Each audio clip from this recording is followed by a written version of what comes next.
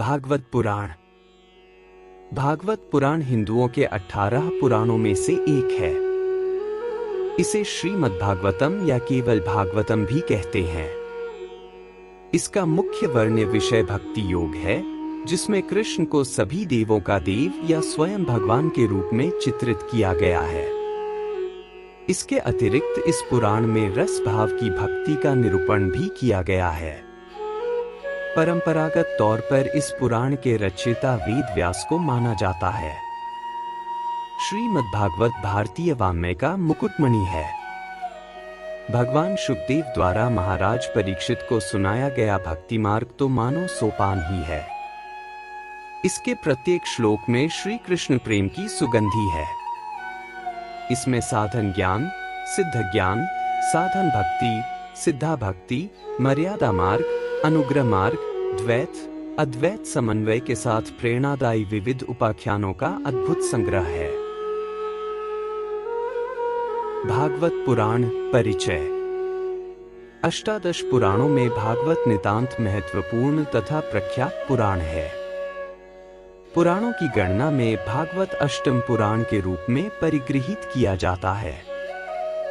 भागवत पुराण में महर्षि सूत जी उनके समक्ष प्रस्तुत साधुओं को एक कथा सुनाते हैं।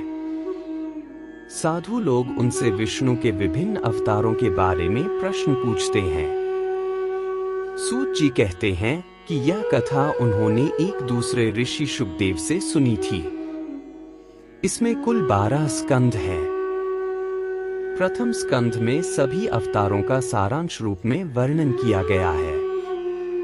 आजकल भागवत आख्या धारण करने वाले 2 पुराण उपलब्ध होते हैं, क देवी भागवत तथा ख श्रीमद्भागवत। अत इन दोनों में पुराण कोटि में किसकी गणना अपेक्षित है? इस प्रश्न का समाधान आवश्यक है। विविध प्रकार से समीक्षा करने पर अंततः यही प्रतीत होता है कि श्रीमद्भागवत को ही पुराण मानना चाहिए तथा देवी भागवत को उपपुराण की कोटि में रखना उचित है। श्रीमद्भागवत देवी भागवत के स्वरूप निर्देश के विषय में मौन है, परंतु देवी भागवत की गणना उपपुराणों के अंतर्गत करता है तथा अपने आप को पुराणों के अंतर्गत। देवी भाग पंचम स्कंध में वर्णित भुवन को श्रीमद्भागवत के पंचम स्कंध में प्रस्तुत इस विषय का अक्षरश अनुकरण करता है। श्री भागवत में भारतवर्ष की महिमा के प्रतिपादक 8वां श्लोक देवी भागवत में अक्षरश उसी क्रम में उद्धृत है। दोनों के वर्णनों में अंतर इतना ही है कि श्रीमद्भागवत जहाँ वैज्ञानिक विषय के विवरण के निमित्त गद्य का नैसर्गिक माध्यम पकड़ता है, वहाँ विशिष्टता के प्रदर्शनार्थ देवी भागवत पद्य के कृत्रिम माध्यम का प्रयोग करता है। श्रीमद्भागवत भक्तिरस तथा अध्यात्म ज्ञान का समन्वय उपस्थित करता है। भागवत निगम कल्पत्रु का स्वयं फल माना जाता है, जिसे नैष्ठिक ब्रह्मचारी तथा ब्रह्मज्ञानी महर्षि शुक ने अपनी मधुर वाणी से संयुक्त कर अमृतमय बना डाला है। स्वयं भागवत में कहा गया है, सर्व वेदांत सारण ही श्री भागवत मिष्यते, तद्रसामृतृप्तस्य नान्यत्र स्याद्रत्यः क्वचित्। श्रीमद्भागवतम सर्व वेदांत का सार है। उस रसामृत के पान से जो तृप्त हो गया है, उसे किसी अन्य जगह पर कोई रति नहीं हो सकती, अर्थात उसे किसी अन्य वस्तु में आनंद नहीं आ सकता। भागवत पुराण भागवत की टीका है।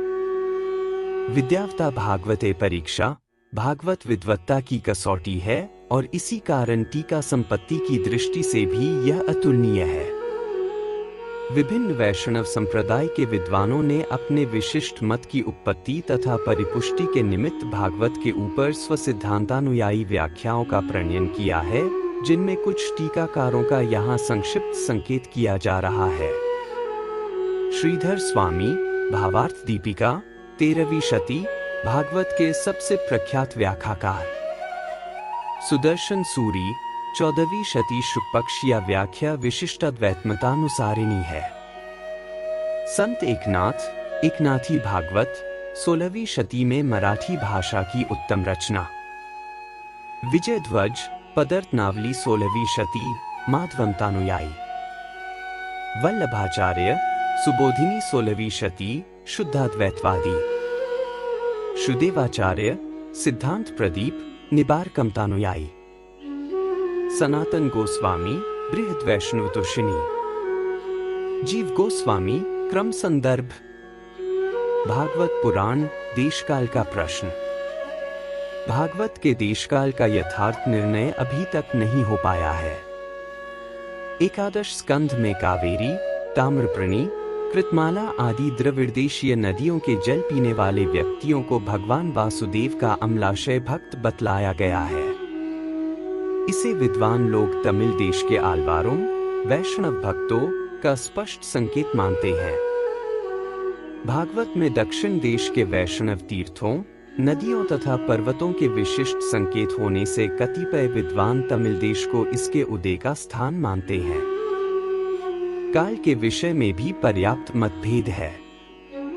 इतना निश्चित है कि बोपदेव 13वीं शताब्दी का उत्तरार्ध, जिन्होंने भागवत से संबद्ध हरिलीलामृत, मुक्ताफल तथा परमहंस प्रिया का प्रणयन किया तथा जिनके आश्रयदाता देवगिरी के यादव राजा थी महादेव तथा राजा रामचंद्र के कर्णाधिपति तथा मंत्री प्रख्यात धर्मशास्त्री हेमाद्री ने अपने चतुर्वर्ग चिंतामणि में भागवत के अनेक वचन उद्धृत किए हैं, भागवत के रचयिता नहीं माने जा सकते।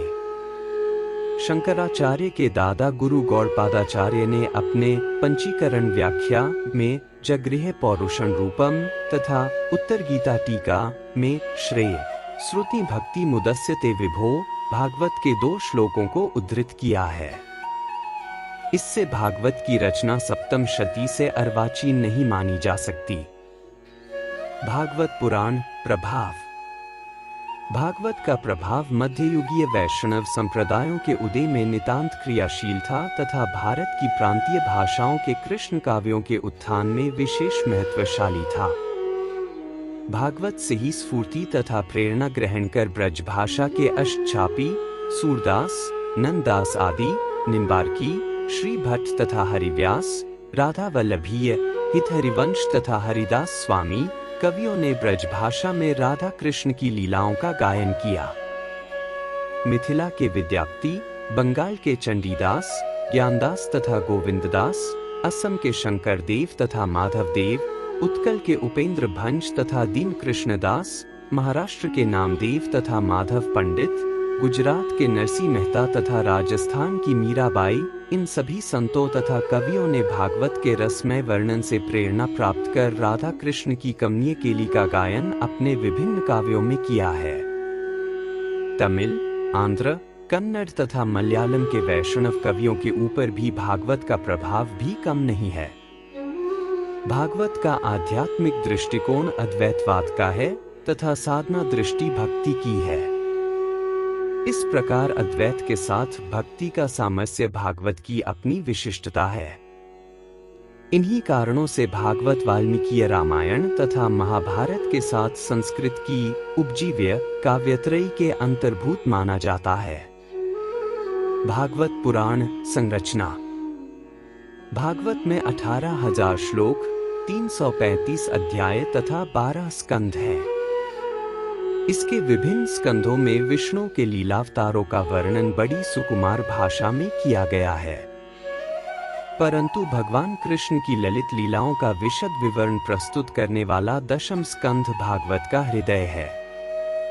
अन्य पुराणों में जैसे विष्णु पुराण, पंचम अंश, ब्रह्म वैवर्त, कृष्ण जन्म खंड आदि में भी कृष्ण का चरित्र निबद्ध है, परंतु दशम स्कंध में लीला पुरुषोत्तम का चरित्र जितनी मधुर भाषा, कोमल पद विन्यास तथा भक्ति रस से आप्लुत होकर वर्णित है वह अद्वितीय है।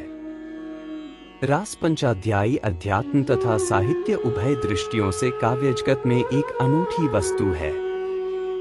वेणुगीत, गोपी गीत, युगल गीत, भ्रमर गीत ने भागवत को काव्य के उदात्त स्तर पर पहुंचा दिया है। भागवत के 12 स्कंद निम्नलिखित हैं। स्कंद संख्या विवरण। प्रथम स्कंद, इसमें भक्ति योग और उससे उत्पन्न एवं उसे स्थिर रखने वाला वैराग्य का वर्णन किया गया है। द्वितीय स्कंध ब्रह्मांड की उत्पत्ति एवं उसमें विराट पुरुष की स्थिति का स्वरूप। तृतीय स्कंध उद्धव द्वारा भगवान का बाल चरित्र का वर्णन। चतुर्थ स्कंध राजर्षि ध्रुव एवं पृथु आदि का चरित्र। पंचम स्कंध समुद्र, पर्वत, नदी, पाताल, नरक आदि की स्थिति। षष्ठ स्कंध देवता, मनुष्य, पशु, पक्षी आदि के जन्म की कथा। सप्तम स्कंध हिरण्यकशिपु, हिरण्याक्ष के साथ प्रहलाद का चरित्र।